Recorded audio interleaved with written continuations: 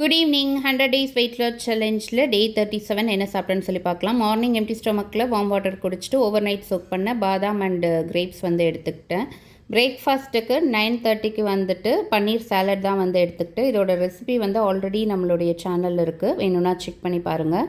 Vegetables வந்து வாட்டரில் boil பண்ணுவீங்களான்னு கேட்டிருந்தீங்க. இல்லை, நான் எல்லா வெஜிடபிள்ஸுமே ஸ்டீமில் தான் வந்து வேக வச்சு சாப்பிட்டுட்ருக்குறேன். எப்போவாவது ரேர் தான் வந்துட்டு ஆயிலில் வந்துட்டு வெஜிடபிள்ஸ் போட்டு தாளிக்கிறது. மதியம் லஞ்சுக்கு வந்துட்டு ஒரு சப்பாத்தி, அதோட தட்டைப்பயிர், கத்திரிக்காய், முருங்கைக்காய் போட்டு குழம்பு, 2 பாயில்டு எக்ஸ் வந்து எடுத்துக்கிட்டேன்.